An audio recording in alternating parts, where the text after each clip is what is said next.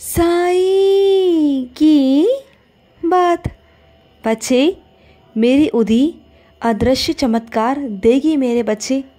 तुम्हें अदृश्य चमत्कार मिलेंगे मेरी उदी के द्वारा। तुम्हें अदृश्य चमत्कार मिलेंगे मेरे बच्चे।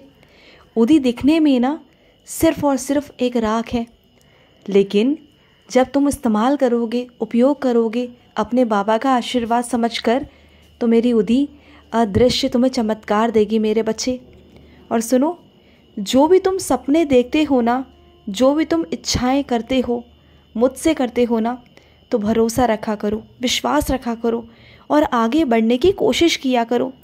ये नहीं कि तुमने ये सोच लिया कि तुम नहीं कर पाओगे। तुम सब कुछ कर पाओगे और कर सकते हो मेरे बच्चे। मेरा हाथ सदैव तेरे सर पर है, हमेशा तेरे सर पर है। मत हुआ कर परेशान, कोई साथ दे या ना दे, मैं हूँ ना तेरा साथ देने के लिए। और तेरे लिए मैंने बहुत सारी योजनाएं बना रखी हैं मेरे बच्चे। और तुम्हारी जो योजना है ना, वो मुझसे कह देना। तुम्हारी और अपनी योजना को मिलाकर मैं तुम्हारे लिए बहुत अच्छा कुछ निर्णय निकाल लूँगा। कुछ ऐसा निर्णय जो मेरा और तुमसे मिलता हुआ होगा, जो बहुत अच्छा निकल कर आएगा। ध्यान रखना।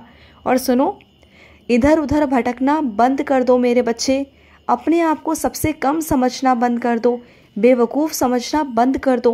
तुम जिनके पास भागते हो ना, ये सोच कर कि वो बहुत बुद्धिमान हैं, तुम्हें बहुत अच्छे से समझ लेंगे, तुम्हें जवाब दे देंगे, तो ये तुम्हारी गलत फहमी है कि तुम अपने आप को बुद्धू समझते हो। ये गलत फहमी है तुम्हारी। तुम जानते हो कितने समझदार हो। तुम्हें अपने ऊपर ही शक होता है और दूसरों पर भरोसा होता है। यही गलत बात है मेरे बच्चे। हर जगह नहीं भटकना चाहिए, हर किसी से अपने बारे में नहीं पूछना चाहिए। तुम्हारी अंतरात्मा है ना मेरे बच्चे, वो क्या है? वो मैं ही तो हूँ, मैं ही तो तुम्हारे अंदर हूँ। तुम्हें कहाँ भटकने की ज़रूरत है बताओ? तुम जहाँ जहाँ पर जाओगे, जितनी जगह भटकोगे, उतना परेशान हो जाओगे। मत भटका करो, मत जाया करो, कहीं पर भी मत जाओ, कुछ भी मत करो। भरोसा करो अपने बाबा पर, अपने साईं पर, कि मेरे अंदर आत्मा से जो आवाज़ आ रही है वो मेरे साईं की है। मुझे किसी से पूछने की कोई ज़रूरत नहीं, कहीं जाने की कोई ज़रूरत नहीं। और तुम खुद में समझदार हो। अपने आप को बेवकूफ़ समझना, दूसरों को बुद्धिमान समझना बंद करो। हर जगह पर हर किसी को आगे मत रखा करो। और सुनो मेरे बच्चे, कहीं पर कोई पूजा है, तुम्हें वहाँ जाना है, और वहाँ जाना ज़रूर मेरे बच्चे। अगर तुम्हें बहुत सारे काम भी होना, तो अपने कामों को थोड़ा सा आगे पीछे कर लेना, लेकिन जाना ज़रूर। चाहे थोड़ी देर के लिए जाना, लेकिन जाना ज़रूर। क्योंकि वहाँ जाकर ना तुम्हारे मन को सुकून मिलेगा, शांति मिलेगी। क्योंकि जो तुम ज़िंदगी जीते हो ना मेरे बच्चे, हर रोज़ वही ज़िंदगी, हर रोज़ वही घर के काम, वही नौकरी, वही जिम्मेदारियाँ, इनसे थोड़ा सा परे होकर ना, जब तुम मेरे पास आओगे ना, सुकून में आओगे, वहाँ आकर बैठोगे ना, तो तुम्हें अच्छा लगेगा। और तुम्हें हर बार यही लगेगा कि मैं कैसे जिम्मेदारियों से बाहर निकल कर जाऊँ, कैसे मेरे सारे काम होंगे, कैसा क्या होगा, मैं पूजा में कैसे जाऊँ। मत सोचना, सारा सब कुछ हो जाएगा। एक बात ध्यान रखना, जब इंसान का मन शांत होता है ना, मन में शांति होती है, सुकून होता है ना, तो काम सारे समय से ख़त्म हो जाते हैं। और वहीं अगर तुम अशांत मन से करोगे ना, तो काम चाहे तुम कितना भी कर लो, अच्छे से नहीं कर पाओगे। तो इसलिए कहता हूँ, आ जाया करो मेरे पास आकर बैठा करो मेरे बच्चे। और सुनो, कहीं घूमने गए हो तुम, है ना, कहीं घूमने गए हो तो वहाँ पर आनंद लो ना मेरे बच्चे। ये प्रकृति है और इस प्रकृति को मैंने बनाया है अपने हाथों से, सिर्फ़ और सिर्फ अपने बच्चों के लिए। तो जाओ ना, इस प्रकृति का भी मज़ा लो। तुम्हें लगता है कि सिर्फ एक जगह बैठने से, भक्ति करने से, पूजा करने से ही वो भक्ति होती है? नहीं मेरे बच्चे, तुम चाहो तो चलते फिरते भी मेरी भक्ति कर सकते हो। जैसे तुम किसी प्रकृति को जाकर उसकी सुंदरता की अगर तुम प्रशंसा कर रहे हो, कुछ भी काम करते करते तुम साईं कह रहे हो, तो वो भी मेरी सेवा ही तो है मेरे बच्चे। अगर तुम कहीं जा रहे हो और वहाँ पर अगर तुमने किसी को भोजन करा दिया, किसी बच्चे को कुछ खिला दिया, किसी बच्चे को कोई वस्त्र दिला दिए, या कुछ भी मेरे बच्चे, कैसी भी सेवा हो, चाहे वो अंतर आत्मा से तुम्हारे कैसे भी हो, चाहे वो सहायता के तौर पर हो, शारीरिक तौर पर हो, मानसिक तौर पर हो, या फिर मेरे बच्चे धन के तौर पर हो, कैसे भी सेवा जो तुम कर रहे हो, जो भी सेवा अंतर मन से अपने सेवा कर रहे हो ना, उस सेवा को मैं स्वीकार करता हूँ और वही तुम्हारी भक्ति का एक प्रकार भी है मेरे बच्चे। अगर कभी कभी तुम्हारे पास समय नहीं भी है तो चलेगा मेरे बच्चे, ऐसी कोई भी बात नहीं है। मैं इतना गुस्सा नहीं होता तुमसे, नाराज़ नहीं हो सकता तुमसे। अरे तुम मेरे बच्चे हो, मैं तुमसे कैसे नाराज़ हो जाऊँ? हाँ, नहीं हो सकता तुमसे नाराज़। और सुनो, जिसका तुम्हें इंतज़ार था वो नहीं आया है तो वहाँ कोई बात हुई है मेरे बच्चे, तो तुम उस पर इल्ज़ाम मत लगाना या गलत मत सोचना उसके बारे में कि वो क्यों नहीं आया। उसके पीछे कुछ वजह थी जो तुम्हें आज पता नहीं चलेंगी, लेकिन तुम्हें कुछ दिनों बाद वो वजह मालूम पड़ जाएगी। इसलिए वहाँ गुस्सा मत करना, क्योंकि उनकी भी कुछ मजबूरी थी, इस वजह से वो नहीं आ पाए। ठीक है, तो ऐसा मत सोचना, मन में ऐसी बातें मत लाया करो।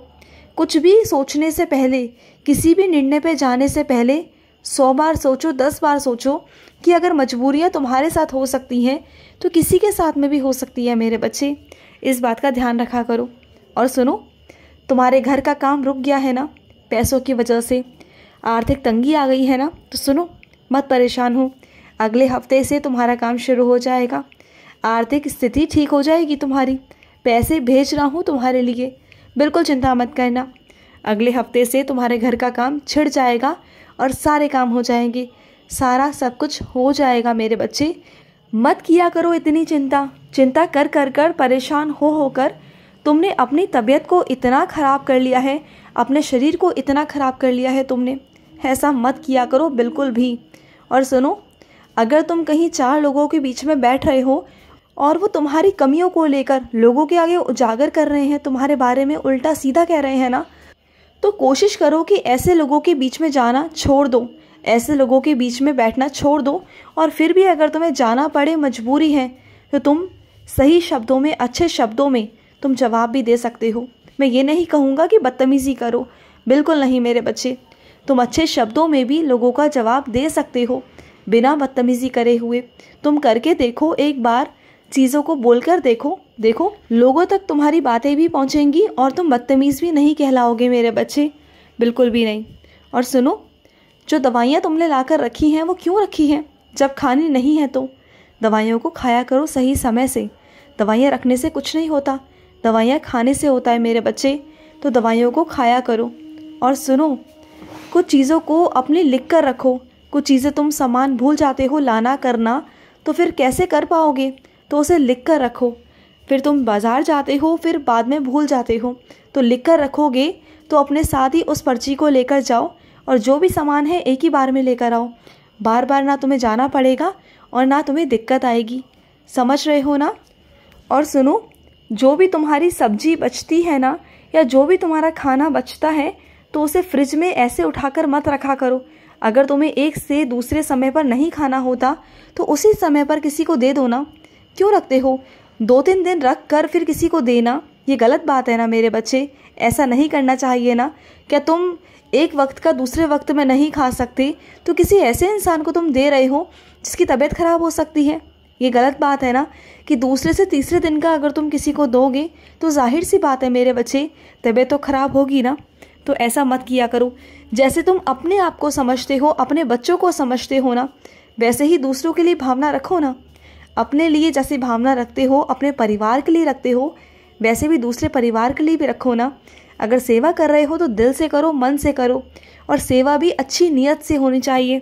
अगर सेवा में नीयत नहीं होगी ना तो वो सेवा में स्वीकार नहीं करता मेरे बच्चे, बिल्कुल भी नहीं करता।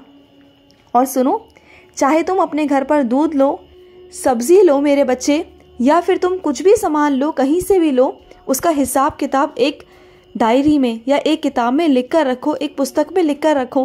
क्योंकि जहाँ से तुम लेते हो ना सामान, उधारी लेते हो या कुछ भी मेरे बच्चे, तो वहाँ पर घपला होता है।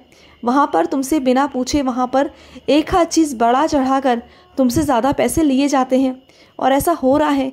इस बात का तुम ध्यान रखो, हिसाब तुम रखो अपने हाथ में, ठीक है? खुश रहो, मेरा बहुत सारा प्यार। आज का रात्रि साई संदेश समाप्त हुआ।